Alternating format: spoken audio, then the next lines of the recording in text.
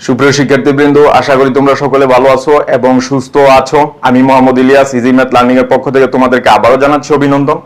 ধারাবাহিক লেকচারে আজকে আমাদের প্রথম পর্ব অর্থাৎ নতুন অধ্যায় শুরু হচ্ছে, বিন্যাস এবং সমাবেশ। ইতিপূর্বে আমরা তোমাদের সামনে বৃত্ত অধ্যায় সম্পূর্ণরূপে শেষ করতে সমর্থ হয়েছি। ওইখানে কিন্তু ফান্ডামেন্টাল কনসেপ্ট, বৃত্তের বিভিন্ন ফান্ডামেন্টাল কনসেপ্ট এবং অধ্যায়ের অঙ্কগুলো সম্পূর্ণরূপে শেষ করতে সমর্থ হয়েছি। এরই ধারাবাহিকতা আজকে আমাদের নতুন অধ্যায় শুরু হবে, বিন্যাস এবং সমাবেশ। তো তোমরা জানো যে বিন্যাস এবং সমাবেশ তোমরা বিভিন্ন জায়গায় শুনে থাকবা যে এই অধ্যায়টি অনেক কঠিন, এবং তোমাদের ক্লাসের বড় ভাই এবং সহপাঠীরাও বলবে যে অধ্যায়টি অনেক কঠিন। এই কারণে আমাদের মনস্তাত্ত্বিক অর্থাৎ মাথায় এমন একটা বিষয় ঢুকে গেছে যে বিন্যাস সমাবেশ অনেক কঠিন একটা বিষয়, কিন্তু বাস্তবে এই অধ্যায়টি কিন্তু তেমন কঠিন কোনো বিষয় নয়। এই অধ্যায়টি অত্যন্ত সহজ, কারণ এখানে বড় বড় ম্যাথমেটিক্যাল ক্যালকুলেশন নেই। যেমন বৃত্তে বা সরলরেখা অধ্যায়ে ক্যালকুলেশন ছিল, বড় বড় ম্যাথমেটিক্যাল ক্যালকুলেশন, কিন্তু এখানে ম্যাথমেটিক্যাল কোনো ক্যালকুলেশন নেই। এখানে শুধুমাত্র কিছু শব্দ ব্যবহার করতে হয়। এইভাবে আমরা এই অধ্যায়টি দেখব, এবং এই অধ্যায়ে তেমন কোনো বড় অঙ্ক নেই, শুধুমাত্র দুই তিন লাইনে এক একটি অঙ্ক হয়ে যায়। তো এই অধ্যায়টি কিভাবে সহজ করতে হয় সেটা নিয়ে আমি তোমাদের সামনে আলোকপাত করব, এবং এই অধ্যায়টি সহজ করার জন্য তোমাকে কয়েকটি জিনিস মনে রাখলেই হবে। এখানে তেমন কোনো সূত্র নাই বেশি, মাত্র দুই তিনটা সূত্র। তাহলে এই অধ্যায়টি তোমরা অবশ্যই মনোযোগ দিয়ে খেয়াল করবে এবং আয়ত্ত করার চেষ্টা করবে। তো বিন্যাস সমাবেশকে সহজ করার জন্য আমাদেরকে যে জিনিসগুলি মনে রাখতে হবে, বিন্যাস এবং সমাবেশের পার্থক্যটা আমাদেরকে আগে বুঝতে হবে। অর্থাৎ বিন্যাস এবং সমাবেশের কি মৌলিক পার্থক্য, কি কি কি বিষয়গুলি মনে রাখলে আমরা দুইটার মধ্যে পার্থক্য করতে পারবো, এই বিষয়টা আমাদের সবচেয়ে ইম্পর্টেন্ট। তাহলে আমি সেটা দেখাচ্ছি, দেখো। এবং আজকে আমাদের মূল আলোচ্য বিষয় দেখো, বিন্যাস ও সমাবেশ কি, বিন্যাসের প্রকারভেদ, ফ্যাক্টোরিয়ালের ধারণা, ফান্ডামেন্টাল কনসেপ্ট অফ অ্যাসোসিয়েশন, এটাই কিন্তু মূল সূত্র বিন্যাসের। এবং n সংখ্যক ভিন্ন বস্তুর বিন্যাস, n সংখ্যক ভিন্ন ভিন্ন নয় এমন বস্তুর বিন্যাস, শর্তাধীন বিন্যাস, পুনরাবৃত্তিমূলক বিন্যাস এবং চাকরিক বিন্যাস। তাহলে প্রথমে দেখো আমরা কিভাবে পার্থক্য করব বিন্যাস ও সমাবেশ। তাহলে বিন্যাস এবং সমাবেশের মৌলিক যে পার্থক্যটা দেখো, এই যে বিন্যাস সমাবেশ,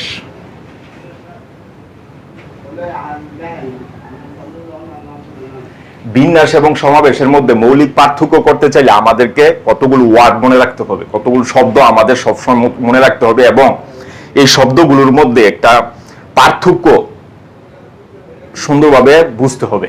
অর্থাৎ এই দুইটা শব্দের মধ্যে কি পার্থক্য দেখো। বিন্যাস মানে হচ্ছে অ্যারেঞ্জমেন্ট, অ্যারেঞ্জমেন্ট, আর এটাকে বলা হয় সিলেকশন। প্রথমত এই দুইটা শব্দের মধ্যে আমাদের খুব ভালো একটা পার্থক্য জানতে হবে, অ্যারেঞ্জমেন্ট এবং সিলেকশন। তো এইটাকে বলা হয় সজ্জা, সজ্জা বা সাজানো, সজ্জা বা সাজানো। এটা হচ্ছে নির্বাচন, নির্বাচন বাছাইকরণ, নির্বাচন বাছাই করা, দল গঠন করা, দল গঠন। দেখো আর এখানে আরেকটা আছে, সেটা হচ্ছে বিন্যস্ত করা, বিন্যস্ত করা। এই যে শব্দগুলি আমি লিখছি দেখো, অ্যারেঞ্জমেন্ট, সজ্জা বা সাজানো, বিন্যস্ত করা। বিন্যাসের ক্ষেত্রে এই তিনটা শব্দ যদি তুমি মনে রাখতে পারো তাহলে বিন্যাস সম্পূর্ণ শেষ। আর সমাবেশের ক্ষেত্রে এই যে সিলেকশন, নির্বাচন, বাছাই করা, দল গঠন করা, এই শব্দগুলি যদি মনে রাখতে পারো তাহলে সমাবেশ শেষ।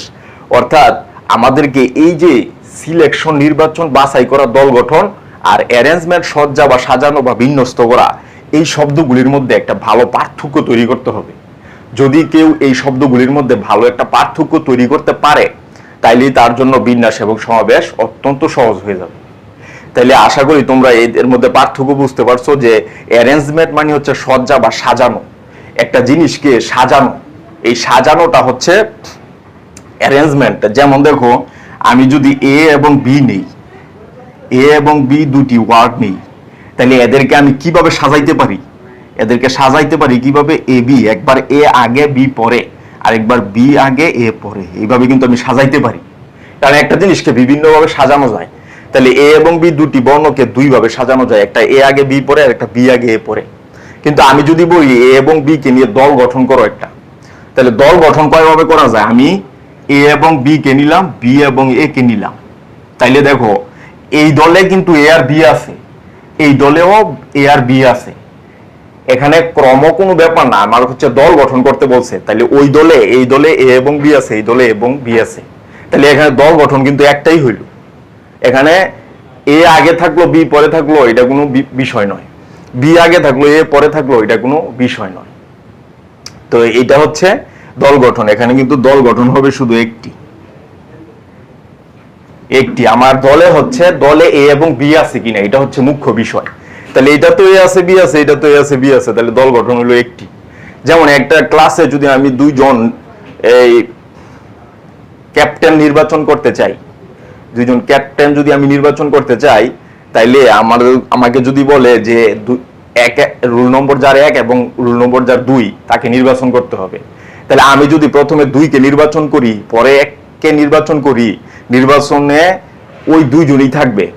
আবার যদি 1 কে আগে নির্বাচন করি, 2 কে পরে নির্বাচন করি, তাহলে কিন্তু নির্বাচনে ওই দুইজনই জয়ী হবে। এটা হচ্ছে নির্বাচন করা। তো যেইভাবে নির্বাচন করি না কেন পদ্ধতি মানে রেজাল্ট হবে একটা। তাহলে দেখো এ কে আগে নিয়ে বি কে পরে নিয়ে দল গঠন করলে এই দলেও এ আর বি আছে, বি কে আগে নিয়ে এ কে পরে নিয়ে দল গঠন করলে এখানেও এ আর বি আছে, তাহলে দুইটা কিন্তু একই, দল গঠন হইলো একটা। তাহলে এই যে এটা হচ্ছে সমাবেশ। এরপরে দেখো আমরা দেখব যেমন এ বি সি, এখান থেকে বলছে যে দুইটা করে নিয়ে, দুটি বর্ণ নিয়ে কতভাবে এই সাজানো যায়।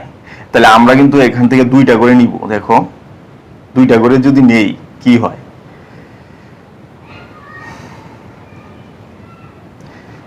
দুইটা করে যদি আমরা নেই, সেইভাবে না দিয়ে এইভাবে দেখাই। দেখো প্রথমে আমরা দুইটা করে নিব, 3টা থেকে 2টা করে নিয়ে সাজাইতে বলছে। তাহলে প্রথমে আমরা এ বি নিলাম, পরে নিলাম বি এ, এরপরে নিলাম বি সি, সি সিবি, পরে নিলাম এসি, সিএ। এই যে এখানে কয়টা সাজানো যাচ্ছে? দুইটা করে নিয়ে। A B R B A দুইটা কিন্তু সেম নয়, কারণ এখানে এ আগে বি, এখানে এ পরে, তাইলে এখানে সাজানোটা কিন্তু ভিন্ন। এখানে বি আগে সি পরে, সি আগে বি পরে, তাহলে সাজানো ভিন্ন। এখানে 6টা উপায়ে সাজানো যায়, কিন্তু আমাকে যদি বলে বাছাই করো এখান থেকে দুটি করে, তাইলে এই যে এ বি এবং বি এদের বাছাই কিন্তু একটাই হবে। এই যে বি সি এবং সিবি বাছাই কিন্তু একটাই হবে। এসি এবং সিএ বাছাই কিন্তু একটাই হবে, কারণ এসি যে কথা সিএ একই কথা। কারণ এসি এটার মধ্যে, এই দলে এ এবং সি আছে, সিএ এই দলেও এ এবং সি আছে, তাহলে এই দুইটার মধ্যে বাছাই কিন্তু একটাই হবে, এই দুইটার মধ্যে বাছাই একটাই হবে। তাহলে এখানে দেখো এই এবিসি থেকে 2টা করে বর্ণ নিয়ে সাজানো যায় 6 উপায়ে, কিন্তু বাছাই করা যায় 3 উপায়ে। এটা হচ্ছে বিন্যাস, এটা হচ্ছে সমাবেশ। এখন আমরা দেখব ফ্যাক্টোরিয়াল সম্পর্কে ধারণা। দেখো ফ্যাক্টোরিয়াল, এই যে ফ্যাক্টোরিয়ালের ধারণাটা আমরা আগে দেখব, এটা আমাদের খুব ইম্পর্টেন্ট। ফ্যাক্টোরিয়াল এর ধারণা, ফ্যাক্টোরিয়ালের ধারণাটা কি? দেখো আমাদেরকে যদি বলে 6 ফ্যাক্টোরিয়াল, এর মানে কি? 6 ফ্যাক্টোরিয়াল, এই যে ফ্যাক্টোরিয়াল চিহ্নটা মনে রাখবা, ফ্যাক্টর থেকে ফ্যাক্টোরিয়াল। ফ্যাক্টর মানে কি? যে অনেকগুলো সংখ্যার গুণফল বা এটাই তো ফ্যাক্টর। আর ফ্যাক্টোরিয়াল মানে হচ্ছে বহুবচন। তাহলে এখানে দেখো এই যে 6 ফ্যাক্টোরিয়াল মানে হচ্ছে 6 থেকে শুরু করে এর নিচে বা এর নিচে 1 পর্যন্ত সংখ্যাগুলোর এই ন্যাচারাল নাম্বার, অর্থাৎ ন্যাচারাল নাম্বারগুলোর গুণফল। তাহলে দেখো এই যে 6 থেকে ছোট কি 5 থেকে ছোট 4 থেকে ছোট 3, তারপরে 2, তারপরে 1, অর্থাৎ 6 থেকে শুরু করে তার থেকে ছোট সবগুলি সংখ্যার গুণফলই হচ্ছে 6 ফ্যাক্টোরিয়াল, 6 থেকে শুরু করে 1 পর্যন্ত। এরপরে আমরা যদি বলি 7 ফ্যাক্টোরিয়াল, 7 থেকে শুরু করে 1 পর্যন্ত, 7 into 6 into 5 into 4 into 3 into 2 into 1।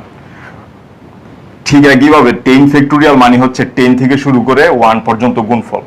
তাহলে n ফ্যাক্টোরিয়াল মানে হচ্ছে 1 n থেকে শুরু করে n এর আগে, n এর ঠিক আগে কি n-1, তার আগে কি n-2, তার চেয়ে 1 কম, তার চেয়ে 1 কম, মানে এই যে 7, 7 এর আগে কি 6, 6 7 এর চেয়ে 1 কম। তাহলে n ফ্যাক্টোরিয়াল মানে হচ্ছে প্রথমে n, n এর চেয়ে 1 কম, এই যে n-1, তার চেয়ে 1 কম। তাহলে এইভাবে যাইতে যাইতে 3 2 1। তার মানে n ফ্যাক্টোরিয়াল মানে হচ্ছে n থেকে শুরু করে একদম 1 পর্যন্ত গুণফল। তাইলে আমরা কিন্তু এখান থেকে কিছু সূত্র আমরা অ্যাপ্লাই করতে পারি, সেটা হচ্ছে দেখো এই যে n ফ্যাক্টোরিয়াল মানে কি n n-1 ফ্যাক্টোরিয়াল লেখা যায়। n ফ্যাক্টোরিয়াল মানে হচ্ছে n ইন্টু n-1 ফ্যাক্টোরিয়াল লেখা যায়, কারণ এটা ফ্যাক্টোরিয়াল মানে আবার এখান থেকে শুরু করে 1 পর্যন্ত গুণফল। তাহলে এখানে আমরা যদি 0 বসাই, দেখো কি আসে, 0 যদি বসাই n এর মান, তাহলে এটা 0 ফ্যাক্টোরিয়াল। এখানে হচ্ছে, আচ্ছা আমরা আগে 0 ফ্যাক্টোরিয়ালটা প্রমাণ করি। দেখো আমরা জানি 1 সমান হচ্ছে 1 ফ্যাক্টোরিয়াল লেখা যায়, কারণ 1 ফ্যাক্টোরিয়ালের মান 1 ফ্যাক্টোরিয়াল। তো এটাকে কিন্তু এই যে 1 ফ্যাক্টোরিয়াল সমান হচ্ছে 1 ইন্টু 1-1 ফ্যাক্টোরিয়াল, যদি আমরা লিখি এভাবে লেখা যাবে। তাহলে এখানে আমরা কি পাচ্ছি, 1 ফ্যাক্টোরিয়াল মান 1, এটাও 1, 1-1 মানে কি 0 ফ্যাক্টোরিয়াল। তাহলে আমরা যে এই যে 1 এর সাথে কিন্তু 0 গুণ, তাহলে 0 ফ্যাক্টোরিয়াল সমান কি 1/1 ইকুয়ালস টু 1। তার মানে 0 ফ্যাক্টোরিয়াল সমান হচ্ছে 1, এটা আমরা দেখলাম। এখন এখান থেকে আরো কিছু আমরা সিদ্ধান্ত পাই, সেটা হচ্ছে দেখো এই যে n ফ্যাক্টোরিয়াল, n ফ্যাক্টোরিয়ালকে কি লেখা যায়, আমরা জানি n ইন্টু n-1 ফ্যাক্টোরিয়াল। এই যে, তো এখানে আমরা যদি n এর মান 1 বসাই, n এর মান যদি 0 বসাই, তাহলে এই যে 0 ফ্যাক্টোরিয়াল, এটাও 0, এটা কি, এটা হচ্ছে 0-1 ফ্যাক্টোরিয়াল। তাহলে কি থাকতেছে, 0 ফ্যাক্টোরিয়াল, এর মান কিন্তু 1, এখানে 0, এখানে হচ্ছে -1 ফ্যাক্টোরিয়াল। তাহলে আমরা কি পাচ্ছি, -1 ফ্যাক্টোরিয়াল ইকুয়াল টু 1/0, এটা কিন্তু অসংজ্ঞায়িত। তাইলে আমরা দেখতে পাচ্ছি যে -1 এর ফ্যাক্টোরিয়াল কিন্তু ইনফিনিটি, এটা আমরা দেখতে পাইলাম। এরপরে আমরা আরেকটা দেখবো, দেখো যদি আমরা এইভাবে নিই n ফ্যাক্টোরিয়াল ইকুয়াল টু, আমরা জানি n into n-1 n-2 factorial. এখানে n-2 ফ্যাক্টোরিয়াল মানে কি, এখান থেকে শুরু করে আবার 1 পর্যন্ত গুণফল, এইভাবে লেখা যায়। তাহলে আমরা যদি এখানে 0 বসাই, তাহলে 0 ফ্যাক্টোরিয়াল ইকুয়াল টু 0, 0-1 0-2 ফ্যাক্টোরিয়াল। তাহলে এখানে কি আসতেছে, 0 ফ্যাক্টোরিয়াল সমান 1, এখানে 0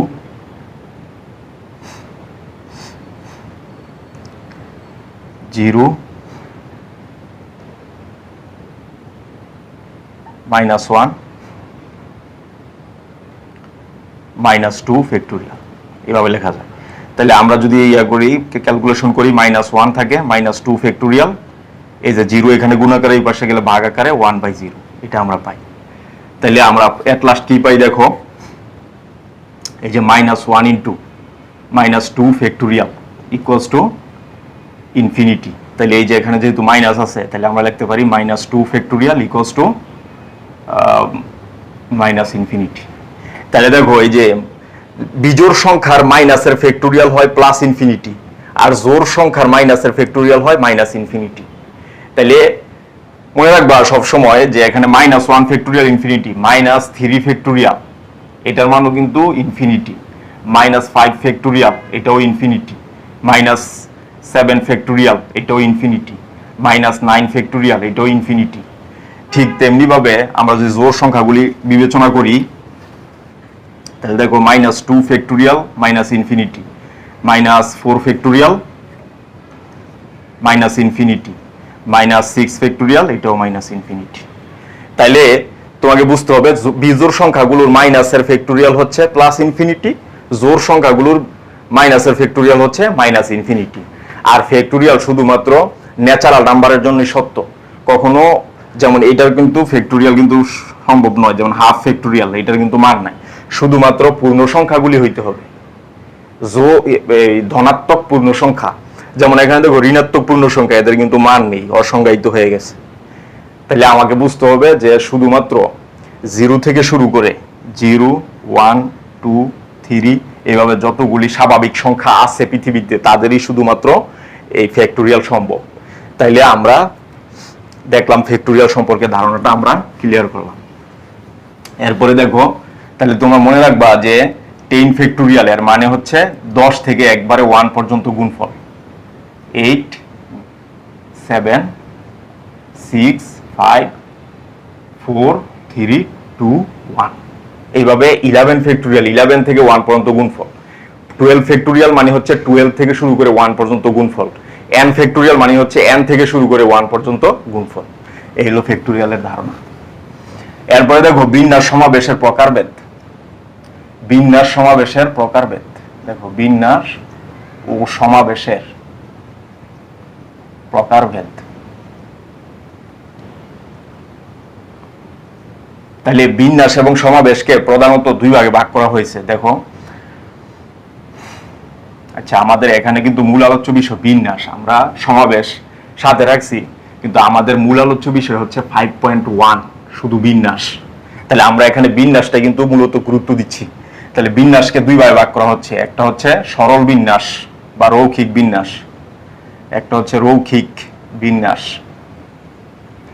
2 নাম্বার হচ্ছে চাক্রিক বিন্যাস অর্থাৎ বৃত্তাকার বিন্যাস, চাক্রিক বিন্যাস। তো রৈখিক বিন্যাস কাকে বলে? যে বিন্যাসে কোনো বস্তুকে রেখা বা এই কলাম আকারে সারি আকারে সাজানো হয় সেটাকে বলা হবে রৈখিক বিন্যাস। অর্থাৎ যে বিন্যাসে কোনো শব্দ কোনো বস্তুকে রেখা বা সারি আকারে সাজানো হবে সেটাকে বলা হবে রৈখিক বিন্যাস। যেমন আমরা যদি বলি 1, 2, 3 এগুলিকে কয়ভাবে সাজানো যায়, তাহলে আমরা বলতে পারি 1, 2, 3 একটা, 1, 3, 2 একটা, আবার হচ্ছে 2, 1, 3 একটা, 2, 3, 1 একটা, 3, 1, 2 একটা, 3, 2, 1 একটা।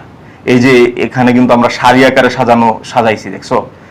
এইটা একটা সারি, এটা একটা সারি, এটা একটা সারি, এরকম 6টা সারিতে সাজানো হয়েছে, এটাকে বলা হবে রৈখিক বিন্যাস। এবং আমরা যদি সাইকেল আকারে সাজাই, এই যে দেখো, এই যে আমরা যদি এইভাবে গোলাকারে সাজাই, এখানে মনে করো এ, এখানে বি, এখানে সি, এখানে ডি, তাহলে এইটাকে কিন্তু বলা হবে চাক্রিক বিন্যাস।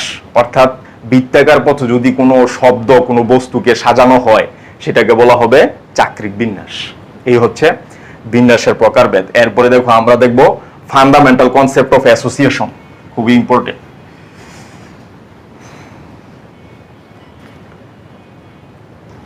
ফান্ডামেন্টাল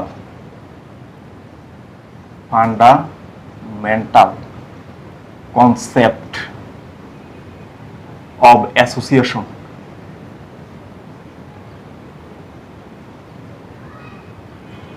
এই যে এই সূত্রের উপর ভিত্তি করে কিন্তু বিন্যাস সবগুলি অঙ্ক এই সূত্রের উপর ভিত্তি করে আমাদেরকে করতে হবে।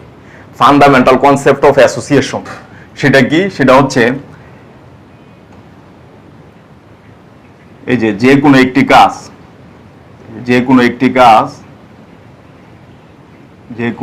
কাজ যদি m সংখ্যক ভিন্ন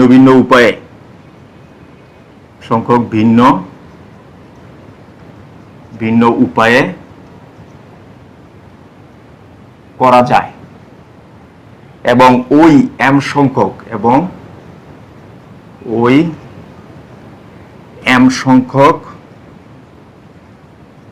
উপায়ের যে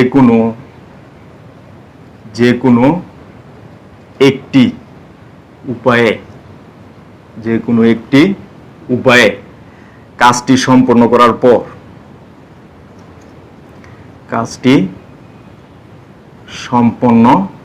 পর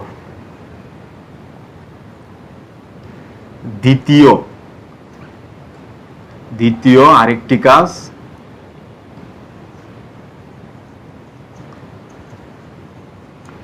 n সংখ্যক উপায়ে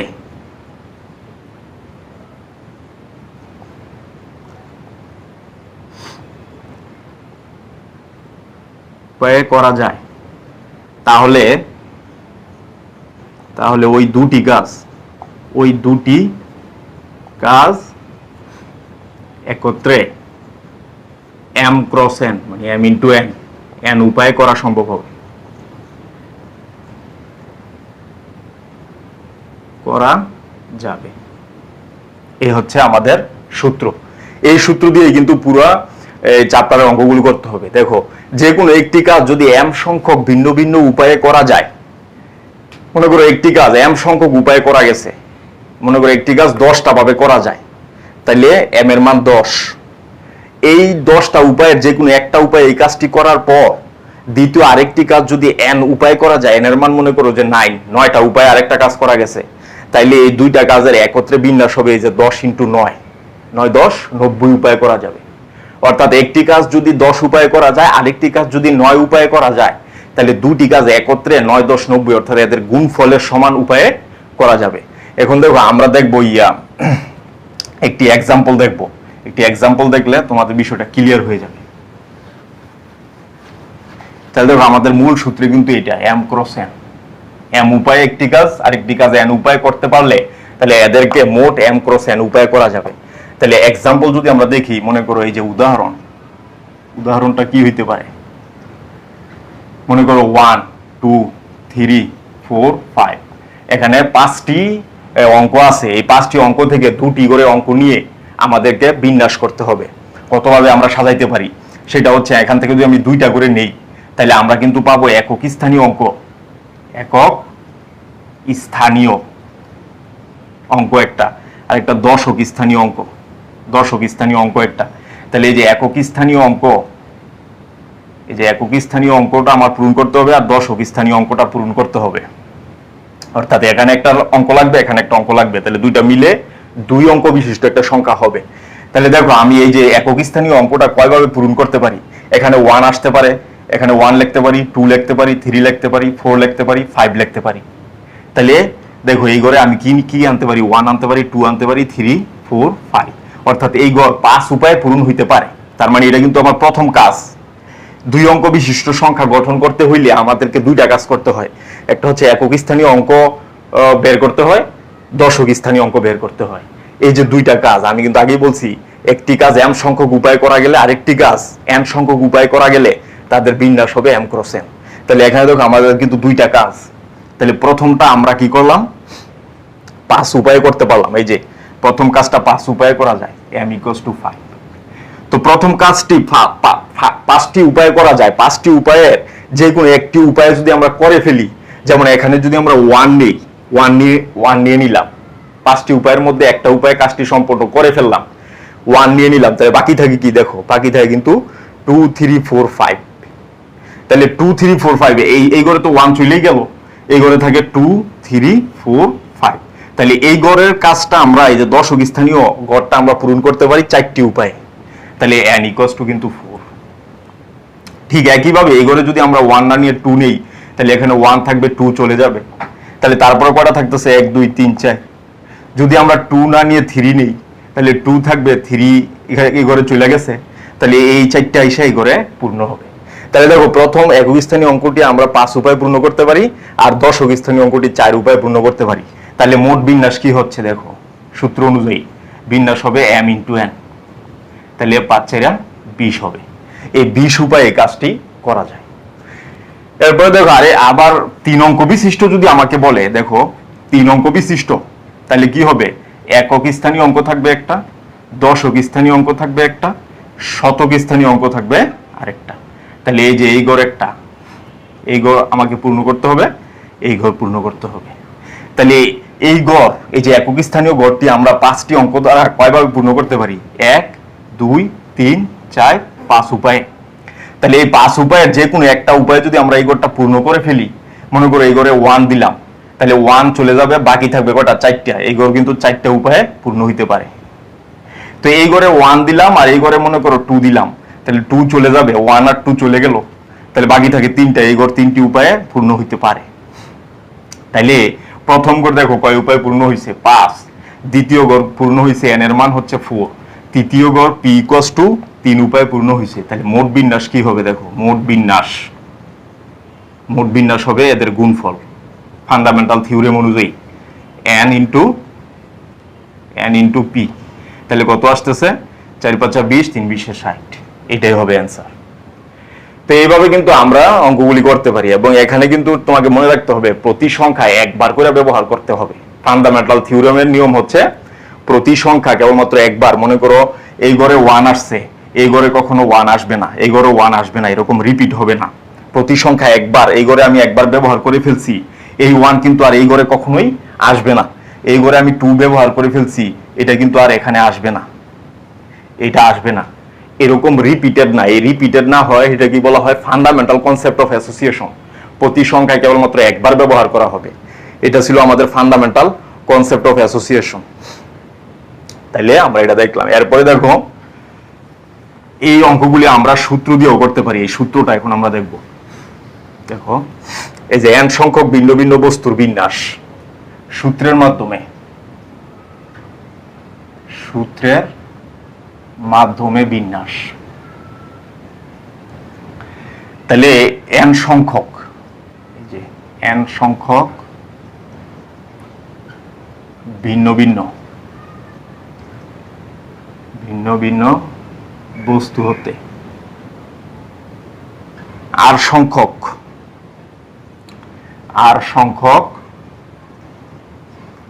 বস্তুকে নিয়ে বিন্যাস, এটা আমরা দেখব। অর্থাৎ n সংখ্যক ভিন্ন ভিন্ন বস্তু আছে, ওখান থেকে আমরা r সংখ্যক ভিন্ন ভিন্ন বস্তু নিয়ে বিন্যাস করব। এটা হচ্ছে আমাদের এই মূল বিষয়। এখন দেখো আমরা যদি 1 2 3 4 5 এখান থেকে আমরা যদি 3টা নিই, 3টা নিলে আমরা কি পাইলাম একটু আগে দেখো, 3টা যদি নেই তাহলে এই ঘর আমরা দেখছি 5 উপায়ে পূর্ণ হইতে পারে, 1 2 3 4 5। এই ঘর 4 উপায়ে, অর্থাৎ এই ঘরে যদি আমি 1 দিয়ে দিই আর বাকি থাকে 4টা, তাহলে এই ঘর 4 উপায়ে পূর্ণ হইতে পারে, 2 3 4 5। আর এই ঘরে আমি 2 দিয়ে দিলাম, তাহলে এই ঘর পূর্ণ হইতে পারে 3 4 5, 3 উপায়ে। তাহলে এখানে মোট বিন্যাস কত, এই যে প্রথমটা 5, পরেরটা 4, পরেরটা 3, এই যে এটা কিন্তু মোট বিন্যাস 3 20 60। এখন এটাকে আমরা কিন্তু এই সূত্রের মাধ্যমে করতে পারি। দেখো আমাদের রেজাল্ট আসছে কত, এখানে 4 × 5 × 4 × 3 = 60। এটা আমরা দেখব। তাহলে দেখো আমরা সূত্রের সাহায্যে কিভাবে করতে পারি। দেখো আমাদের কি করতে হবে, n সংখ্যক ভিন্ন ভিন্ন বস্তু থেকে r সংখ্যক নিতে হবে। তার মানে r সংখ্যক গড় আমার খালি আছে, ওই গড়গুলি n সংখ্যক বস্তু দ্বারা পূর্ণ করতে হবে। তার মানে দেখো এই যে এইটা হলো প্রথম গড়, এটা হচ্ছে দ্বিতীয় গড়, এটা তৃতীয় গড়, ডট ডট ডট, এইটা হচ্ছে আরেকটি গড়, এটা আরেকটা গড়, এইটা হচ্ছে r নাম্বার গড়, এটা হচ্ছে তার আগেরটা r-1, এটা হচ্ছে r-2, এটা হচ্ছে 3, এটা হচ্ছে 2, এটা হচ্ছে 1। তাহলে দেখো 1 নাম্বার গড়, 2 নাম্বার গড়, 3 নাম্বার গড়, r-2, r-1, r, এরকম r সংখ্যক গড় আমার খালি আছে, n সংখ্যক ভিন্ন ভিন্ন বস্তু দ্বারা এটাকে পূর্ণ করতে হবে। তাহলে দেখো আমরা কিন্তু ফান্ডামেন্টাল থিওরেম থেকে আমরা আগে জেনেছি যে r নাম্বার, এই যে এই গড়টা কিন্তু আমরা n সংখ্যক বস্তু দ্বারা n উপায়ে পূর্ণ করতে পারি। এবং এই গড়টি, এই যে এখানে n সংখ্যক বস্তুর মধ্য থেকে একটা বস্তু দ্বারা যদি আমরা পূর্ণ করে ফেলি, বাকি থাকে বস্তু কয়টা, একটা কম হয়ে যাবে, n-1। তাহলে এই গড়টা আমরা পূর্ণ করতে পারি n-1 উপায়ে। n-1 অর্থাৎ n সংখ্যক বস্তু থেকে এখানে একটা চলে গেছে, এখানে একটা চলে গেছে, বাকি আছে কয়টা, n-2, অর্থাৎ 2টা চলে গেছে, এই ঘরে একটা, এই ঘরে একটা। এরপরে আস্তে আস্তে এই যে এই ঘরে কিন্তু আসবে 3, এখানে 2, এখানে 1। তার মানে প্রথম গড়, এটা হচ্ছে প্রথম গড় আমরা যদি বলি, তাহলে প্রথম গড়, দেখো প্রথম গড় পূর্ণ করা যায়, মানে প্রথম কাজটি করা যায়। প্রথম গড় পূর্ণ করা যায় মানে প্রথম কাজটি করা যায় কত উপায়ে, n উপায়ে। দ্বিতীয় গড়ের কাজ, এই যে দ্বিতীয় গড় পূর্ণ করা যায় কত উপায়ে? n-1 উপায়ে। তৃতীয় গড় পূর্ণ করা যায় কত? n-2 উপায়ে, 2 উপায়ে। এবং এই যে একদম শেষের গড় পূর্ণ করা যায় এই গড় পূর্ণ করা যায় 3 উপায়ে, এই গড় পূর্ণ করা যায় 2 উপায়ে, এই গড় পূর্ণ করা যায় এক উপায়ে। তাহলে আমরা টোটাল বিন্যাসটা কি পাচ্ছি দেখো। তাহলে মোট বিন্যাস এটাকে NPR দ্বারা সূচিত করা হয়। এই যে NPR মানে n সংখ্যক বস্তু থেকে r সংখ্যক বস্তু নিয়ে পারমুটেশন, এই p মানে পারমুটেশন, n সংখ্যক বস্তু থেকে r সংখ্যক বস্তু নিয়ে বিন্যাস, এটাকে এইভাবে লেখা হয়। তো এটা কিভাবে লেখা হবে? এই যে n থেকে যে যতগুলি গঠন আমরা পাইছি সবগুলি গুণফল, এই যে ফান্ডামেন্টাল থিওরেম থেকে আমরা জানি প্রথম কাজটি m উপায় করা গেলে, দ্বিতীয় কাজটি n উপায় করা গেলে এদের গুণফলই হবে মোট বিন্যাস। তাহলে দেখো প্রথম কাজ করা গেছে n উপায়ে, দ্বিতীয় কাজ করা গেছে n-1 উপায়ে, তৃতীয় কাজ করা গেছে n-2 উপায়ে, এভাবে যাইতে সবগুলি কাজ গুণ করলেই টোটাল বিন্যাস পাওয়া যাবে। তাহলে প্রথম কাজ কত উপায়ে? n উপায়ে, দ্বিতীয়টা n-1, তৃতীয়টা n-2, এভাবে ডট ডট ডট আমাকে কি করতে হবে? প্রথম গড় পূর্ণ করতে হবে। সেটা আমরা কয় উপায়ে পূর্ণ করতে পারি? n-r উপায়ে। দেখো এভাবে যাইতে আমরা কোথায় যাব? n-r।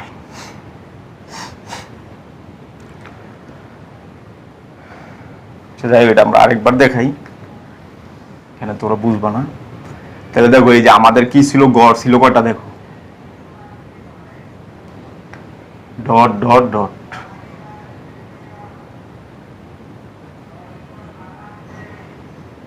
এটা।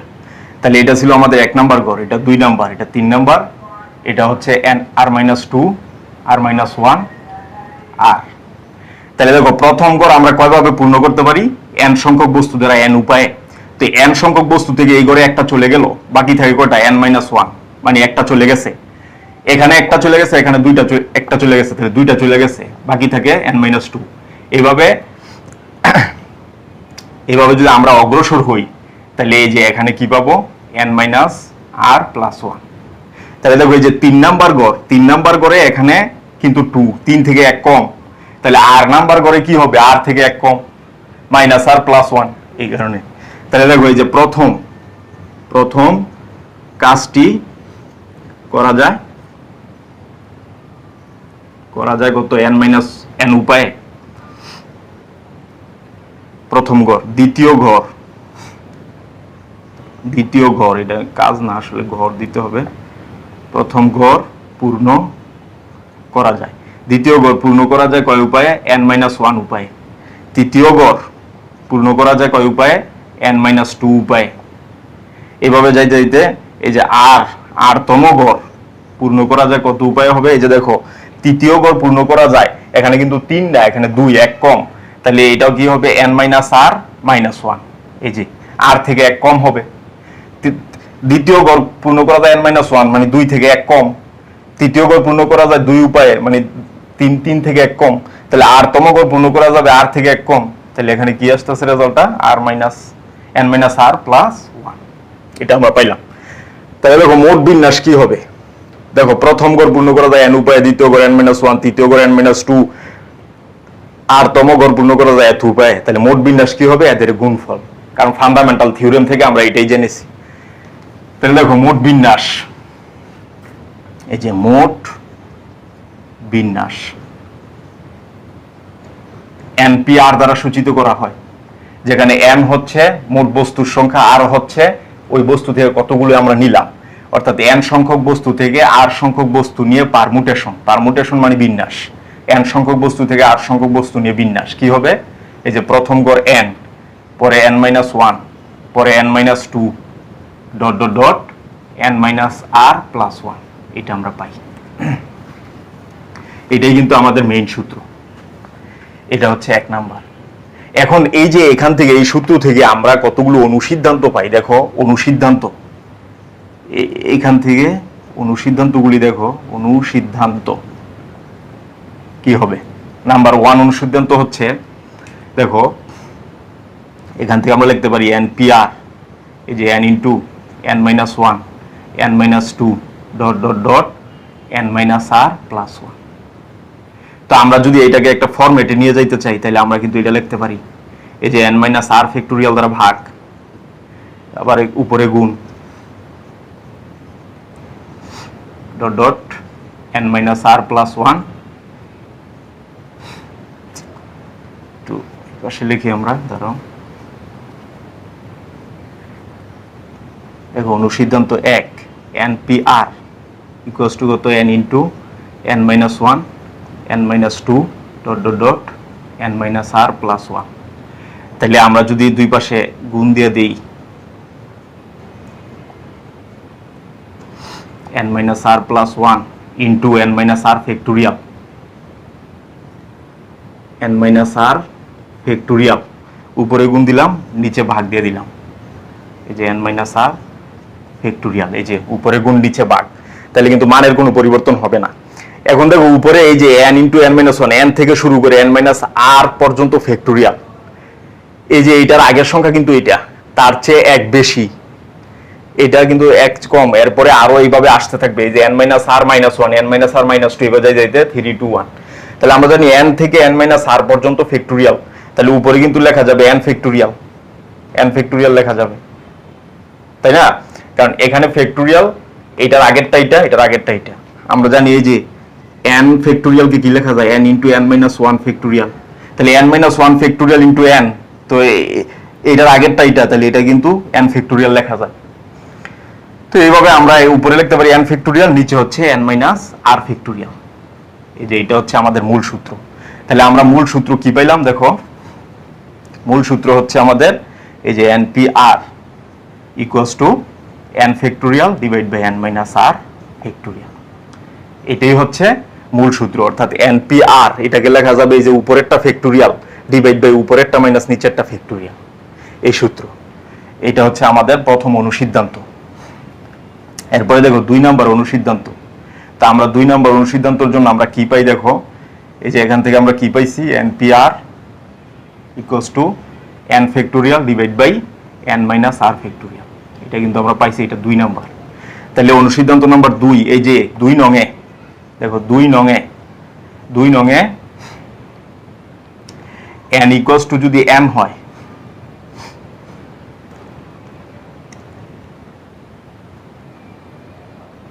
আচ্ছা এরপরে আগে আরেকটা অনুসিদ্ধান্ত আছে যে 1 নংয়ে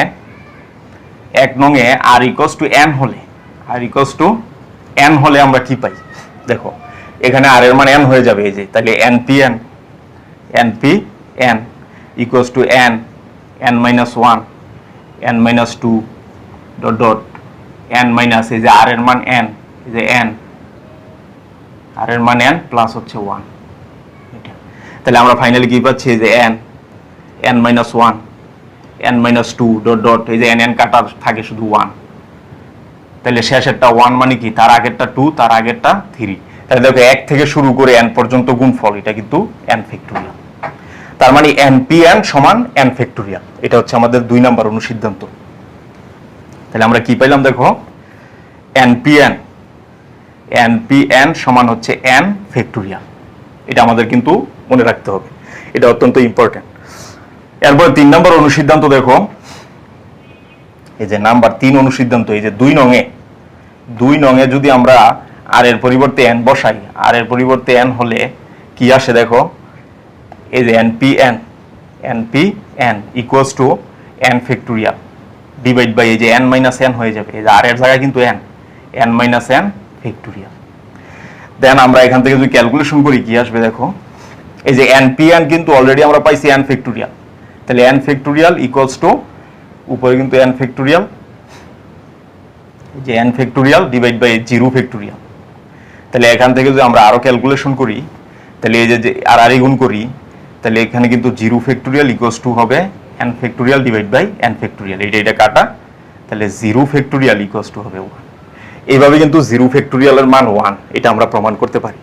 তাহলে এখান থেকে আমরা যে অনুসিদ্ধান্তগুলো পাইছি, দেখো এগুলি হচ্ছে আমাদের মেইন সূত্র। নাম্বার 1 পাইছি NPN equals to n factorial, 2 number NPR সমান হচ্ছে n factorial divide by n minus r factorial. 3 number 0 factorial সমান হচ্ছে 1। এই তিনটা অনুসিদ্ধান্ত আমরা পাই, এগুলি ব্যবহার করে আমাদের অঙ্কগুলি করতে হবে। এখন দেখো, এই যে আমরা কিন্তু প্রথমে এই যে গুণ পদ্ধতিতে ফান্ডামেন্টাল থিওরেম প্রয়োগ করিয়া 5টি সংখ্যা থেকে 5টি অঙ্ক থেকে 3টি সংখ্যা নিয়ে বিন্যাস পাইছি এইটা। এখন আমরা এটাকে সূত্র দিয়েও করতে পারি। দেখো, এই যে 1 2 3 4 5 এই অঙ্কগুলো থেকে এই অঙ্কগুলো হতে 3টি নিয়ে বিন্যাস কি হবে? 3টি নিয়ে বিন্যাস। তাহলে আমার অঙ্ক আছে এই যে n এর মান কত? n এর মান এখানে কত? 1 2 3 4 5 5টি। আর কত নিতে হবে? কয়টি? 3টি। আর এর মান 3। তাহলে আমরা এই যে সূত্র অ্যাপ্লাই করতে পারি। তাহলে এই যে 5p3, তাহলে কি হবে? 5 ফ্যাক্টোরিয়াল, উপরেরটা ফ্যাক্টোরিয়াল, ডিভাইড বাই উপরেরটা মাইনাস নিচেরটা ফ্যাক্টোরিয়াল, মাইনাস নিচেরটা ফ্যাক্টোরিয়াল। তাহলে এখান থেকে কিন্তু আমরা সহজে বের করতে পারি। দেখো 5p3, তো 5 ফ্যাক্টোরিয়াল মানে কি 5 থেকে শুরু করে 1 পর্যন্ত গুণফল। তাহলে 5 × 4 × 3 × 2 × 1, আর নিচে যে 5 থেকে 3 গেলে 2 থাকে, 2 ফ্যাক্টোরিয়াল। 2 ফ্যাক্টোরিয়াল মানে কি 2 × 1, এটা আমরা পাই। তাহলে এখান থেকে কি আসতেছে? 2 2 কাটা। তাহলে দেখো 5 4 20, 3 20 60। এই যে এইটার বিন্যাস যা, এটার বিন্যাস তা। তাহলে আমরা কিন্তু ফান্ডামেন্টাল থিওরেম প্রয়োগ করে প্রথমে দেখছি, পরে দেখছি এই যে সূত্র দিয়েও কিন্তু হয়ে যায়। তাহলে সূত্র দিয়ে করলে রেজাল্ট যা আসবে, ফান্ডামেন্টাল থিওরেম প্রয়োগ করে রেজাল্ট তাই আসবে। কারণ ফান্ডামেন্টাল থিওরেম প্রয়োগ করেই কিন্তু সূত্রটাকে ডেভেলপ করা হয়েছে। এই হচ্ছে আমাদের সূত্র। এবং এখান থেকে যদি আমাকে বলে 1 2 3 4 5, এই যে 5টি থেকে 5টি নিয়ে কতগুলো সংখ্যা গঠন করা যাবে, সেই ক্ষেত্রে কিন্তু সূত্র হবে কি? এই যে n = 5, r = কত? 5। তাহলে আমরা কি পাচ্ছি? এই যে এই সূত্র অ্যাপ্লাই করে দিব। 5p5 কত? 5 ফ্যাক্টোরিয়াল, 5 - 5 ফ্যাক্টোরিয়াল। তাহলে আমরা কি পাচ্ছি? 5 ফ্যাক্টোরিয়াল ডিভাইড বাই 0 ফ্যাক্টোরিয়াল। তাহলে 0 ফ্যাক্টোরিয়ালের মান 1। তাহলে আমাদের রেজাল্টটা কি আসতেছে? 5p5 = 5 factorial. তাহলে 5 ফ্যাক্টোরিয়ালের মান কত? 120। তার মানে সবগুলি, যতগুলি সংখ্যা অঙ্ক দেওয়া থাকবে সবগুলি নিয়ে যদি আমরা করি, তাহলে ওগুলির ফ্যাক্টোরিয়ালের সমান। দেখো, এটাকে সরাসরি নেওয়া যাবে। যখন এখানে কয়টা? 1টা 2টা 3টা 4টা 5টা, 5টা অঙ্ক থেকে 5টাই নিছি, যতগুলো অঙ্ক ততটাই নিছি। তাহলে বিন্যাস কি হবে? দেখো, সহজে যদি আমরা বলতে চাই, বিন্যাস হবে কত? 5 ফ্যাক্টোরিয়াল। কিন্তু একটা কম নিলে এই 5 ফ্যাক্টোরিয়াল দিলে হবে না, সেক্ষেত্রে সূত্র সরাসরি ব্যবহার করতে হবে। এই ছিল আমাদের এই সূত্র। এরপরে দেখো, আমরা কি দেখবো? 5 নাম্বার, n সংখ্যক ভিন্ন ভিন্ন নয়, এমন ক্ষেত্রে বিন্যাস কি হবে?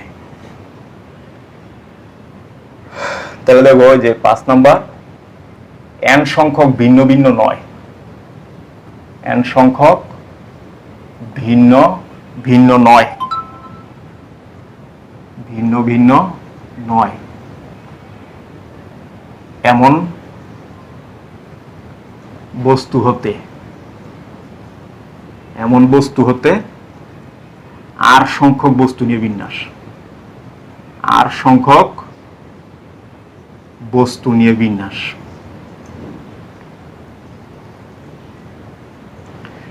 n সংখ্যক ভিন্ন ভিন্ন নয়, n সংখ্যক ভিন্ন ভিন্ন নয় মানে কি? অনেকগুলো সেম আছে। যেমন এই যে আমি যদি एग्जांपल দেখাই, এখানে a b o r a t p c। যেমন এই যে এখানে কিছু বর্ণ নিলাম আমরা, এখানে কিন্তু সবগুলি বর্ণ ভিন্ন ভিন্ন নয়। এর আগে আমাদের যে সূত্র ছিল, এটা ছিল সবগুলি ভিন্ন ভিন্ন। এখানে দেখো, এ এখানে আছে, দেখছো সিমিলার চলে আসছে। এখানে টি সিমিলার চলে আসছে। তাহলে এটা কিন্তু n সংখ্যক ভিন্ন ভিন্ন নয়, অর্থাৎ সবগুলি ভিন্ন ভিন্ন নয়। এরূপ ক্ষেত্রে কি হবে? তাহলে আমরা ধরে নিচ্ছি n সংখ্যক বস্তুর মধ্যে, এই যে n সংখ্যক বস্তুর মধ্যে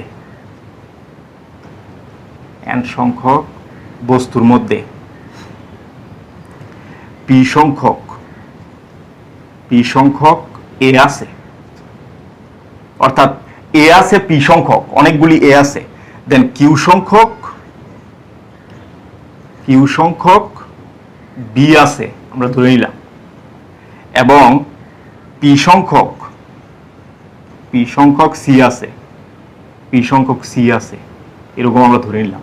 মানে ব্যাপারটা হচ্ছে এরকম, এই যে A A A dot dot dot P সংখ্যক এ আছে, B B B B dot dot dot P Q সংখ্যক বি আছে, তারপরে হচ্ছে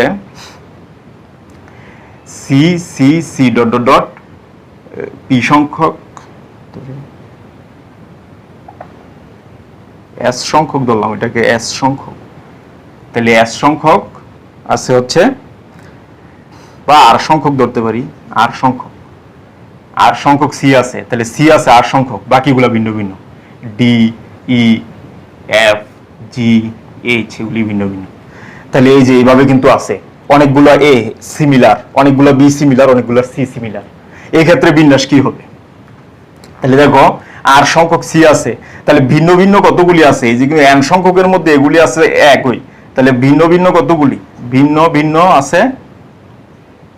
ভিন্ন আছে কত হবে? এই যে এন থেকে আমরা জানি এগুলি বিয়োগ দিলেই তো ভিন্ন ভিন্ন গুলো পাওয়া যাবে, এই কারণে এন সংখ্যকের মধ্যে এগুলি সেম আর বাকিগুলো ভিন্ন ভিন্ন, তাহলে আমাদের কি হবে?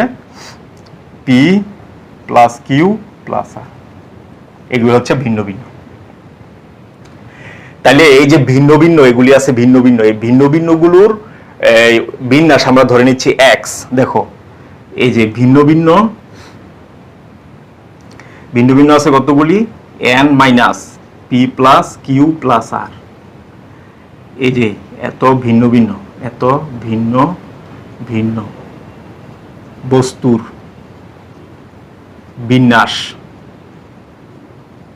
বিন্যাস আমরা ধরে নিলাম এক্স, ভিন্ন ভিন্ন বস্তুগুলোর বিন্যাস এক্স।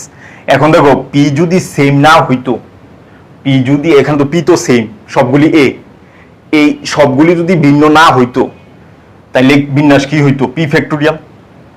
দেখো পি ভিন্ন হলে পি ভিন্ন হলে এর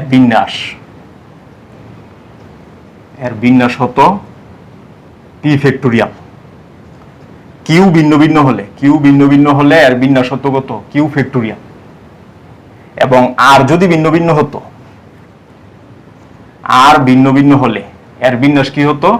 আর ফ্যাক্টোরিয়াল। তাহলে দেখো এই যে ভিন্ন এইটার বিন্যাস হচ্ছে এক্স, পি এর বিন্যাস হচ্ছে পি ফ্যাক্টোরিয়াল, কিউ এর বিন্যাস কিউ ফ্যাক্টোরিয়াল, আর এর বিন্যাস আর ফ্যাক্টোরিয়াল। তাহলে মোট বিন্যাস কি হবে? দেখো মোট বিন্যাস হবে X into P factorial into Q factorial into R factorial. এইটা হচ্ছে মোট বিন্যাস। তাহলে মোট বিন্যাস কত? এই যে এন এর মোট বিন্যাস কত? এন ফ্যাক্টোরিয়াল, এন সংখ্যক বস্তু থেকে এন সংখ্যক নিয়ে মোট বিন্যাস এন ফ্যাক্টোরিয়াল। তাহলে এই যে শর্ত মতে কি হবে? X into P factorial into Q factorial into R factorial equals to হচ্ছে এন ফ্যাক্টোরিয়াল। তাহলে আমরা কি পাচ্ছি? এই যে বিন্যাস, নির্ণয় বিন্যাস কত পাচ্ছি আমরা? N factorial divide by P factorial Q factorial R factorial. এটা হচ্ছে আমাদের যদি এন সংখ্যক বস্তুগুলা ভিন্ন ভিন্ন না হয় সেই ক্ষেত্রে বিন্যাস কিন্তু হবে এইটা। তাহলে আমরা একটা এক্সাম্পল দেখি, তাহলে বিষয়টা একদম ক্লিয়ার হয়ে যাবে। দেখো আমরা একটি উদাহরণের মাধ্যমে বিষয়টা ব্যাখ্যা করব। সেটা হচ্ছে দেখো ম্যাথমেটিক্স শব্দটিকে কতভাবে বিন্যস্ত করা যায়। তাহলে দেখো শব্দটিতে এন আছে, মানে এই যে টোটাল বর্ণ আছে কয়টি? 1 2 3 4 5 6 7 8 9 10 11টি। তার মানে এন এর মান 11টি, যেখানে এম আছে 2টি, এ আছে 2টি, টি আছে 2টি। তাহলে এটার মোট বিন্যাস হবে কি? এই যে এই সূত্র অ্যাপ্লাই করব আমরা। তাহলে দেখো মোট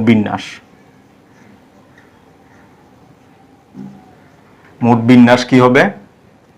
এই যে এন ফ্যাক্টোরিয়াল ডিভাইড বাই এই যে এম আছে 2টি, তাইলে এম এর মান 2 ফ্যাক্টোরিয়াল,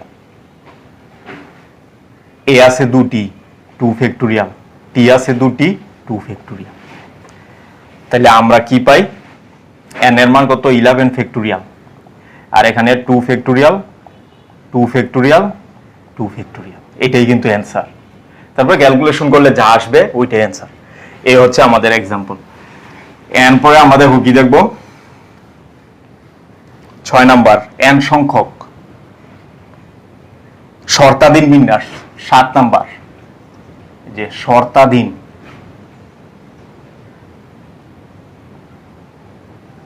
শর্তাধীন বিন্যাস কি হবে দেখো। শর্তাধীন বলতে প্রথমে দেখো এই যে এন সংখ্যক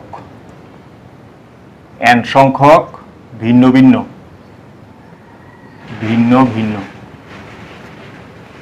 এন সংখ্যক ভিন্ন ভিন্ন বস্তু হতে আর সংখ্যক বস্তু নিয়ে বিন্যাস, যেখানে এম সংখ্যক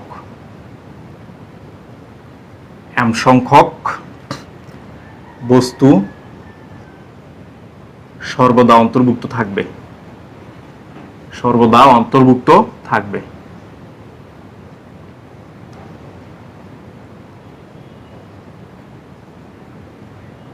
অর্থাৎ এন সংখ্যক বস্তু থেকে আমাদেরকে নিতে হবে আর সংখ্যক, যেখানে এই যে এম সংখ্যক বস্তু সর্বদা অন্তর্ভুক্ত থাকবে। তার মানে বিষয়টা হচ্ছে এমন, দেখো 1 2 অথবা আমরা এইভাবে দিতে পারি এ বি সি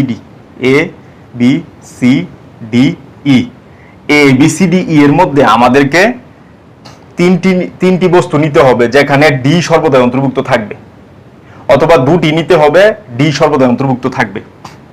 তাহলে আমরা কিভাবে নিতে পারি? দুটি করে দেখো, আমরা নিতে পারি এ ডি এ, তারপরে দেখো বিডি ডিবি,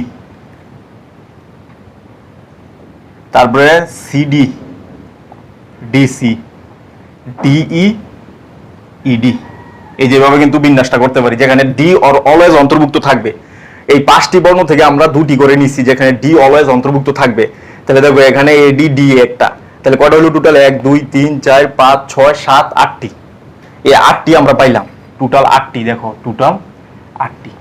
তো এটা নিয়মটা কি? নিয়মটা হচ্ছে এখানে টোটাল কয়টা আছে দেখো, 1 2 3 4 5টি। তাহলে এন এর মান 5, আর নিতে হবে কয়টি? আর এর মান হচ্ছে 2। ওই দুইটার মধ্যে আবার কিন্তু দেখো এই ডি সবসময় অন্তর্ভুক্ত থাকবে। এই যে আমি নিতেছি দুইটা, নিব কয়টা? দুইটা নিব। তো দুইটার মধ্যে ডি অলওয়েজ অন্তর্ভুক্ত থাকতেছে, তাহলে গড় আছে কয়টা? একটা। তার মানে 2 এর মধ্যে একটা চলে গেছে, 5 থেকেও একটা চলে গেছে। 5টার মধ্যে 5টা থেকে আমি একটা নিয়ে নিছি যে ডি, তাহলে এখানে বাকি রইল কয়টা? 4টা। তার মানে 5টা থেকে একটা চলে গেছে। আর এই যে গড় ছিল কয়টা? 2টা, বাকি একটা পূরণ হয়ে গেছে, এটা থাকে। তাইলে আমাদের বিন্যাসটা কি হইতেছে দেখো, এই যে n-1, বা আমরা লিখতে পারি যে 5-1 p 2-1 ইনটু এই যে একটা গড় আছে কয়টা? 2টা। 2টার মধ্যে একটা পূর্ণ হইছে। 2টার মধ্যে একটা পূর্ণ করা যায় কয়ভাবে? 2টা গড় একটা দিয়ে পূর্ণ করা যায় কয়ভাবে? এটা কিন্তু এই গড়ও থাকতে পারে, এই গড়ও থাকতে পারে। তাহলে এটা হবে কি? 2p1, অর্থাৎ 2টা গড়ের মধ্যে একটা গড় পূর্ণ হইছে, 2টা গড়ের মধ্যে একটা গড়। এটা হচ্ছে সূত্র। তাহলে এই যে n যদি এই যে 5 এখানে যদি 5টা না থেকে n সংখ্যক থাকে, তাহলে কি হবে সূত্র? n-1 p আর 2 না হয়ে যদি r সংখ্যক গড় হয় তাহলে হবে r-1। এখানে 2, এই যে এখানে 2 এখানে 2, তাহলে এখানে হবে r p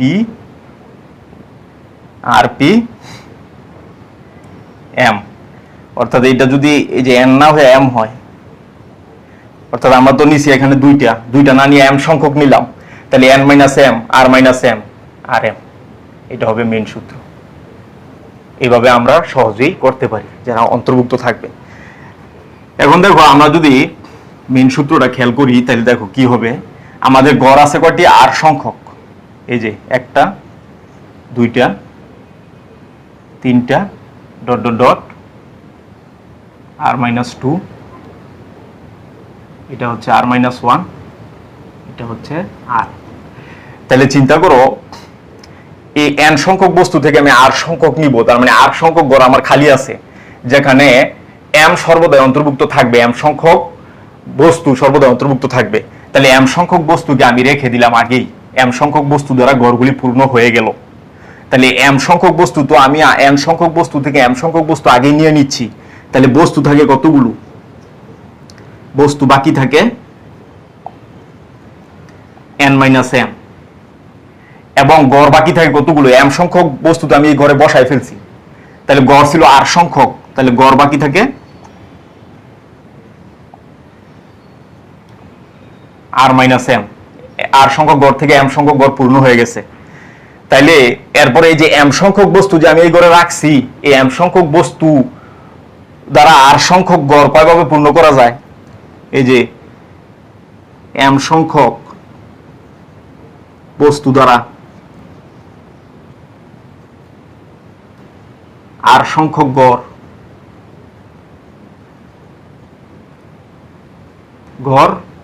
কয়ভাবে, আর বড় এম ছোট, তাহলে আর উপরে আর পি এম, এত উপায় পূর্ণ করা যায়। তাহলে টোটাল বিন্যাস কি হবে, আমরা কি করতেছি এন মাইনাস এম থেকে আর মাইনাস এম সংখ্যক নিচ্ছি, আর এম কে নিজেদের মধ্যে এত পূর্ণ করা যায়। তাহলে মোট বিন্যাস কি হবে, দেখো এই যে মোট বিন্যাস কি হবে, N minus M P R minus M into আর পি এম, এটাই হচ্ছে আমাদের অ্যান্সার। এইভাবে করতে হবে। তাহলে আমরা যদি একটা এক্সাম্পল দেখি তাহলে বিষয়টা একদম ক্লিয়ার হয়ে যাবে। দেখো তাহলে আমাদের সূত্র কি, সূত্র হচ্ছে N minus M P R minus M into আর পি এম, যেখানে এন হচ্ছে মোট বস্তুর সংখ্যা, এম হচ্ছে শর্তাধীন বস্তুর সংখ্যা, যতগুলো বস্তু আমরা আগে থেকেই নিয়ে রাখছি, আর হচ্ছে খালি ঘরের সংখ্যা, কতগুলো আমরা নিচ্ছি, এই হচ্ছে আমাদের। তাহলে দেখো আমাদেরকে বললো যে 10টি বস্তু হতে যে এক্সাম্পল মানে উদাহরণ আমরা দেখতেছি একটা, বললো যে 10টি বস্তু হতে 6টি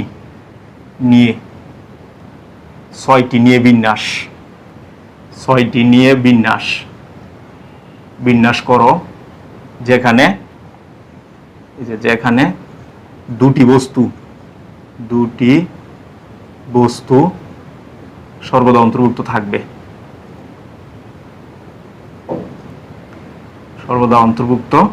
থাকবে, এই হচ্ছে আমাদের অঙ্ক। তাহলে 10টা বস্তু থেকে 6টা নিতে হবে এবং দুটি সর্বদা অন্তর্ভুক্ত থাকবে। তাহলে এখানে দেখো এন কত, এন হচ্ছে 10, আর 6টি বস্তু মানে আর এর মান হচ্ছে 6, আর এম হচ্ছে 2, এই যে এই সূত্র। তাহলে আমরা এখানে অ্যাপ্লাই করে দিই, সর্বদা অন্তর্ভুক্ত থাকবে শর্তাধীন। তাহলে আমাদের সূত্র কি N minus M P R minus M into R M R P M, এই যে এটা। তাহলে আমরা এখানে কি পাই, এন এর মান কত 10, তাহলে 10 মাইনাস এম এর মান কত 2 পি, আর এর মান হচ্ছে 6 মাইনাস 2, এখানে আর এর মান হচ্ছে 6, পি এম এর মান হচ্ছে 2, এটাই হবে আমাদের অ্যান্সার। তাহলে কত থাকতেছে, 10 থেকে 2 গেলে 8, পি 6 থেকে 2 গেলে 4 ইন্টু 6p2, এই যে এটা ক্যালকুলেশন করলে যা আসবে তাই অ্যান্সার। তো আমরা জানি 8p4 মানে 8 ফ্যাক্টোরিয়াল ডিভাইড বাই হচ্ছে 8 মাইনাস 4 ফ্যাক্টোরিয়াল, এই যে এটা ইন্টু এখানে হবে 6 ফ্যাক্টোরিয়াল 6 মাইনাস 2 ফ্যাক্টোরিয়াল, ক্যালকুলেশন করলেই রেজাল্ট চলে আসবে। এইভাবে আমরা সূত্র অ্যাপ্লাই করে সহজেই অঙ্কগুলো করতে পারবো। তো এটা গেল আমাদের 1 নম্বর সূত্র। 2 নম্বরে আরেকটা শর্ত আছে, সেটা হচ্ছে n সংখ্যক বস্তু হতে, দেখো n সংখ্যক বস্তু হতে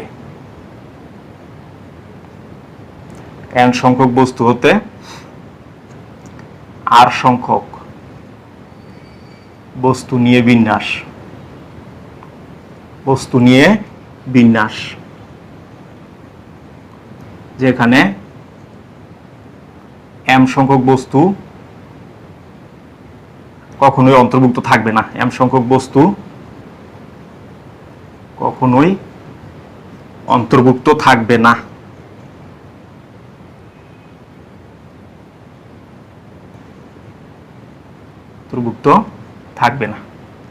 অর্থাৎ আমি এখানে কি করব, n সংখ্যক বস্তু থেকে r সংখ্যক বস্তু আমরা নিব, এখানে m সংখ্যক বস্তু কখনোই থাকবে না। তার মানে হচ্ছে মনে করো আমি a b সি ডি নিলাম। এখানে এই যে সিডি কখনোই থাকবে না, সিডি যদি কখনোই না থাকে বাকি থেকে দুইটা নিতে হবে, মানে এই চারটা থেকে দুইটা নিতে হবে যেখানে সিডি থাকবে না। তাহলে সিডি যদি না থাকে আমি কি করবো, আগে এই যে চারটা থেকে তো সিডি চলে যাচ্ছে, থাকে দুইটা, এই দুইটা নিয়ে আমাকে বিন্যাস করতে হবে। তাহলে দেখো এখানে বিষয়টা হচ্ছে এরকম যে যেহেতু এম সংখ্যক থাকবে না, যেহেতু এম সংখ্যক বস্তু থাকবে না, বস্তু থাকবে না, তাহলে অবশিষ্ট কি থাকে, তাহলে অবশিষ্ট থাকে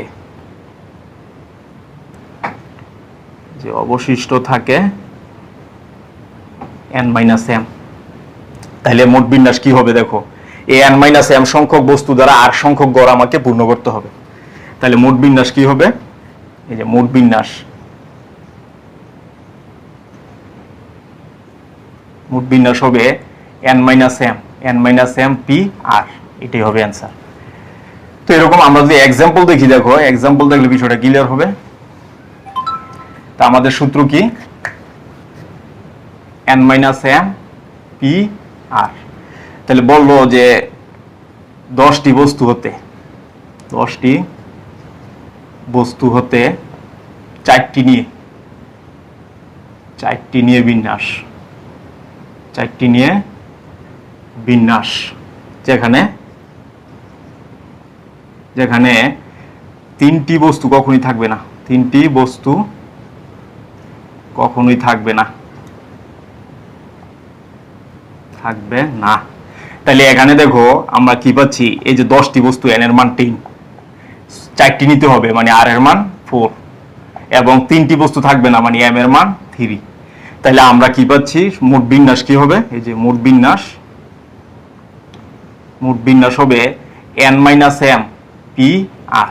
তাই n এর মান কত 10, m এর মান 3, p r এর মান হচ্ছে 4, তাহলে 7p4, এটাই হবে অ্যান্সার।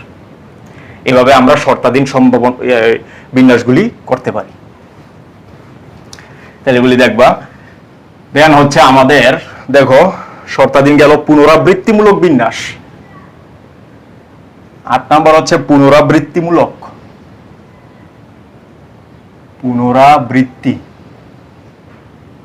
বিন্যাস।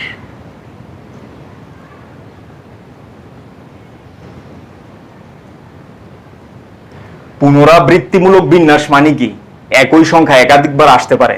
সেটা হচ্ছে কি, দেখো আমি যদি 1 2 3 4 5 নেই, এখান থেকে আমাকে বললো 2টি করে নিয়ে বিন্যাস করো।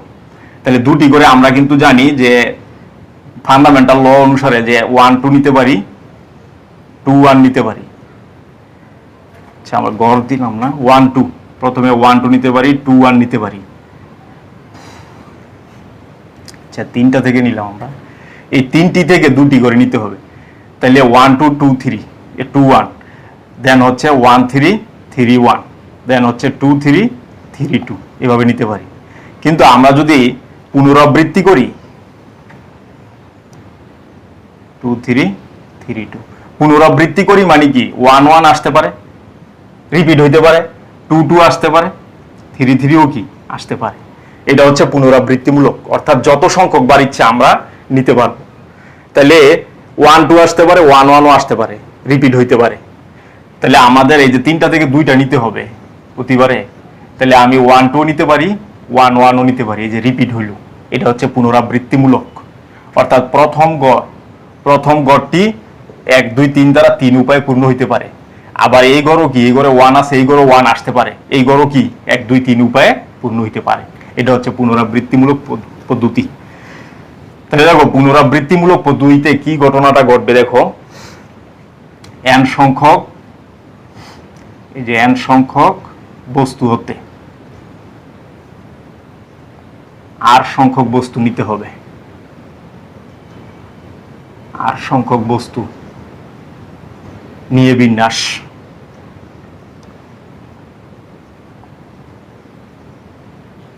তাহলে আমাদের গড় আছে কয়টা, খালি r সংখ্যক, 1টা 2টা 3টা, ডট ডট ডট 1টা 2টা 3টা। তাহলে এটা কত, এটা 1 নাম্বার ঘর, এটা 2 নাম্বার, এটা 3 নাম্বার, এটা r-2, এটা r-1, এটা হচ্ছে r নাম্বার ঘর। তাহলে এই ঘর n সংখ্যক বস্তু দ্বারা কিন্তু n উপায়ে পূর্ণ হইতে পারে। তাহলে এই ঘরে আমরা যদি কোনো একটা বস্তুকে রাখি, ওই বস্তু আবার এই ঘরে আসতে পারে, তাহলে এই ঘরও কিন্তু n সংখ্যক উপায়ে পূর্ণ হইতে পারে।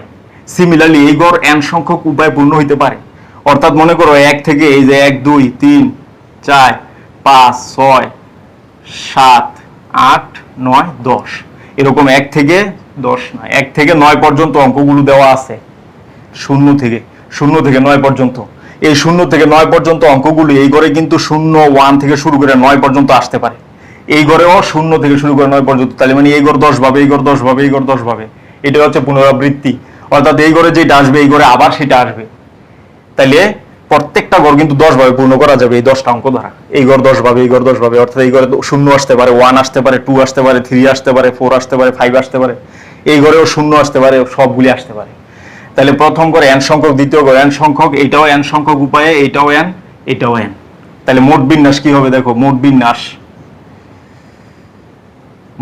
হবে দেখো, মোট বিন্যাস কি হবে, এই যে প্রথম ঘরে n উপায়ে, তাহলে n, দ্বিতীয় ঘরে n, এটাও গুণ। আমরা জানি আলাদা আলাদা ভাবে বিন্যাসকে গুণ করলে মোট বিন্যাস পাওয়া যায়, ফান্ডামেন্টাল কনসেপ্ট থেকে আমরা দেখছি। তাহলে n গুণ n,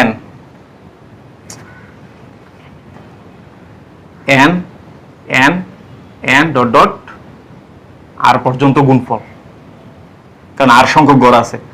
তাহলে চিন্তা করো গুণের ক্ষেত্রে পাওয়ার কিন্তু যোগ হয়। তাহলে এই যে 1, এই ঘরে 1, এটাও 1, ডট ডট ডট আর পর্যন্ত। তাহলে n টু দি পাওয়ার, দেখো আমরা জানি 2টা 1 যোগ করলে রেজাল্ট 2, 10টা 1 যোগ করলে রেজাল্ট 10, এরকম 20টা 1 যোগ করলে রেজাল্ট 20। তাহলে এখানে 1 যোগ করবো কয়টা, 8টা, তাহলে রেজাল্ট হবে r, n to the power r। এই হচ্ছে পুনরাবৃত্তিমূলক পদ্ধতিতে বিন্যাস, n to the power r। অর্থাৎ n সংখ্যক বস্তু থেকে r সংখ্যক বস্তুকে নিয়ে পুনরাবৃত্তিমূলক পদ্ধতিতে বিন্যাস হবে n to the power r। তাহলে আমরা যদি একটা উদাহরণ দেখি, দেখো উদাহরণ বললো এই যে 0 1 2 3 4 5 6 7 8 9, এই অঙ্কগুলি দিয়ে 10 অঙ্ক বিশিষ্ট কতগুলো এই মোবাইল নাম্বার তৈরি করা যাবে। অঙ্কগুলো দ্বারা 10 অঙ্ক বিশিষ্ট কতগুলো মোবাইল নাম্বার তৈরি করা যাবে। মোবাইল নাম্বার তৈরি করা যাবে। তাহলে গড় আছে কয়টা, খালি আমার 10টি। তাহলে দেখো এই যে 1টা 2টা 3টা 4টা 5টা 6টা 7টা 8টা 9টা 10টা। তাহলে এই যে এই গড় 10টি অঙ্ক দ্বারা 10 ভাবে পূর্ণ হইতে পারে পুনরাবৃত্তিমূলক পদ্ধতিতে। এই গড়ও 10 ভাবে পূর্ণ হবে, এই গড় 10 ভাবে, এই গড় 10 ভাবে, এই গড় 10 ভাবে, এই গড় 10 ভাবে, এইটাও 10 ভাবে, এটাও 10 ভাবে, এটাও 10 ভাবে, এটাও 10 ভাবে। তাহলে আমরা যদি গুণ করি এদেরকে টোটাল বিন্যাস পাওয়া যাবে 10। তাহলে কয়টা আছে, 1 2 3 4 5 6 7 8 9 10, 1 এই যে 2 3 4 5 6 7 8 9 10। তো গুণের ক্ষেত্রে পাওয়ার যোগ হয় আমরা জানি। তাহলে কয়টা করা আছে, যে 1 2 3 10টা। তাহলে 10টা 1 যোগ করলে রেজাল্ট 10, মানে 10 টু দি পাওয়ার 10।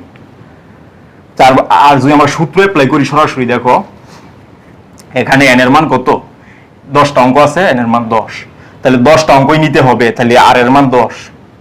তাহলে রেজাল্ট বিন্যাস কি হবে, যে বিন্যাস হবে আমরা জানি n to the power r। তাহলে n এর মান কত, 10 পাওয়ার 10, এটাই অ্যান্সার। অর্থাৎ পুনরাবৃত্তিমূলক পদ্ধতিতে n to the power r দিয়ে আমরা সহজেই করতে পারি। এই পুনরাবৃত্তিমূলক পদ্ধতি আমাদের গেল। এরপরে সর্বশেষ আমরা দেখব, সেটা হচ্ছে চাক্রিক বিন্যাস। দেখো চাক্রিক বিন্যাস 9 নাম্বার। চাক্রিক চাক্রিক বিন্যাস। চাক্রিক বিন্যাসটা কি হবে?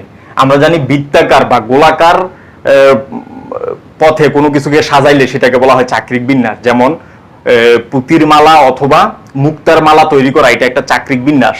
গোল টেবিলে 5 জন ছাত্রকে বসানো, এটা একটা চাক্রিক বিন্যাস। তাইলে এখানে সূত্র দুইটা, এই যে n সংখ্যক বস্তু হতে সব কয়টি নিয়ে গোল টেবিলে বিন্যাস n-1 ফ্যাক্টোরিয়াল, অর্থাৎ যত হবে তার চেয়ে এক কম। 2 নাম্বার হচ্ছে যদি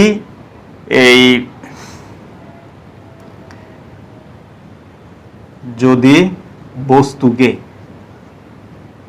উল্টানো যায় সেক্ষেত্রে বিন্যাস হবে n-1 ফ্যাক্টোরিয়াল ডিভাইড বাই 2। এই যে এই দুইটা সূত্রই হচ্ছে আমাদের চাক্রিক বিন্যাসের ক্ষেত্রে। তাহলে n সংখ্যক বস্তু হতে সব কয়টি নিয়ে গোল টেবিলে বিন্যাস হচ্ছে n-1 ফ্যাক্টোরিয়াল, আর যদি বস্তুকে উল্টানো যায় সেই ক্ষেত্রে বিন্যাস হবে n-1 বাই 2 ফ্যাক্টোরিয়াল। তাহলে আমরা দুইটার ইয়াটা দেখবো, একটু দেখো, বেসিকটা দেখবো। প্রথমটা হচ্ছে n-1 ফ্যাক্টোরিয়াল, এটা আমরা দেখবো প্রথমে। তাহলে দেখো, মনে করো আমার কাছে ABCD আছে, ABCDE আছে। তাহলে আমাকে গোল টেবিলে বসাইতে হবে 5 জন লোক আর কি, ABCDE। তাহলে 5টা চেয়ার আছে, 3 4 5, 1 2 3 4 5, 5টি চেয়ার আছে। তাহলে প্রথম জন মনে করো যে বসবে, ধাপে ধাপে তো বসবে, প্রথমে একজন পরে আরেকজন। তাহলে দেখো সূত্র কিন্তু হবে এইটাই, যে 5-1 ফ্যাক্টোরিয়াল। এটা আসে কিনা আমরা দেখবো। তাহলে দেখো, প্রথম জন যদি বসে, মনে করো এই যে এখানে বসলো, প্রথমে এখানে বসলো, তাহলে তার সামনে চেয়ার কয়টা খালি? 4টা খালি। সে যদি এখানে বসে, তাও কিন্তু 4টা চেয়ার খালি, 1 2 3 4টা চেয়ার খালি। সে যদি এখানে বসে, 4টা চেয়ার খালি। এখানে বসলে 4টা চেয়ার খালি। একইভাবে এই যে একই ক্রমে 4টা চেয়ার খালি, 1 2 3 4। পরে যদি এখানে বসে, একই ক্রমে 4টা চেয়ার খালি। তাহলে প্রথম জন বসতে পারে কয়ভাবে? সে কিন্তু একভাবে বসতে পারে, কারণ সে যেখানে থাকুক না কেন তার বিন্যাস তো একটাই হবে। তাইলে প্রথম জন বসতে পারে কয় উপায়ে? দেখো, এই যে প্রথম জন বসতে পারে এক উপায়ে। পরে এই যে এ বসলো, এখানে বি আসবে, তো বি এখানে যদি বসে, তাহলে দেখো তার সামনে একই ক্রমে 3টা বেঞ্চ খালি, কিন্তু সে যদি এখানে বসে তাহলে কিন্তু একই ক্রমে হইল না। এটা এই পাশে, আর এই দুইটা কিন্তু বি এর বিপরীত পাশে। আবার যদি সে এখানে বসে, তাহলে এখানে একটা, এখানে 2টা, তাহলে কিন্তু ভিন্ন ভিন্ন হচ্ছে বিন্যাস। এই ক্ষেত্রে বি কয়ভাবে বসতে পারে? তাহলে বি বসতে পারে 1 2 3 4 ভাবে। এখানে বসলে এক ধরনের বিন্যাস, এখানে বসলে এক ধরনের বিন্যাস, এখানে বসলে আরেক ধরনের বিন্যাস। কারণ যখন সে এখানে বসবে, তখন এ এবং বি এর মধ্যবর্তী এখানে একটা, আর এখানে 2টা। আবার যদি এখানে বসে, এদের একই ক্রমে 3টা, মানে এক পাশেই 3টা আছে, তাহলে ভিন্ন ভিন্ন হচ্ছে অবস্থাটা। তাহলে দ্বিতীয় জন বসতে পারে 4 উপায়ে। এরপরে এ আর বি বসে গেল, আসবে কি? সি যদি এখানে বসে এক ধরনের বিন্যাস, যদি এখানে বসে তাহলে আরেক ধরনের বিন্যাস, কারণ এখানে খালি যে বি এবং সি এর মধ্যবর্তী একটা বেঞ্চ খালি, এখানে খালি। তাহলে দেখো, তৃতীয় জন বসতে পারে 3 উপায়ে। ঠিক তেমনি ভাবে চতুর্থ জন বসতে পারে 2 উপায়ে, এবং পঞ্চম জন বসতে পারে এক উপায়ে। এই হলো আমাদের বেসিক। এরপরে টোটাল বিন্যাসটা কি হবে? মোট বিন্যাস, সবগুলি গুণফল আমরা জানি ফান্ডামেন্টাল থিওরেম থেকে। মোট বিন্যাস কি হবে? এই যে 1 × 4 × 3 × 2 × 1। তাহলে আমাদের কিন্তু থাকতেছে 4 × 3 × 2 × 1। এটা আমরা লিখতে পারি, এটা কিন্তু 4 ফ্যাক্টোরিয়াল। 4 ফ্যাক্টোরিয়াল যে কথা, 5-1 ফ্যাক্টোরিয়াল একই কথা। তাহলে আমরা দেখলাম গোল টেবিলে যদি কোনো কেউ বসে, তাহলে সেই ক্ষেত্রে যতজন বসবে তার সে এক বিয়োগ ফ্যাক্টোরিয়াল, এটাই হবে অ্যান্সার। এই হচ্ছে চাকরিক বিন্যাস। এরপরে দেখো যদি উল্টানো যায়, 2 নাম্বার হচ্ছে উল্টানো গেলে আমরা জানি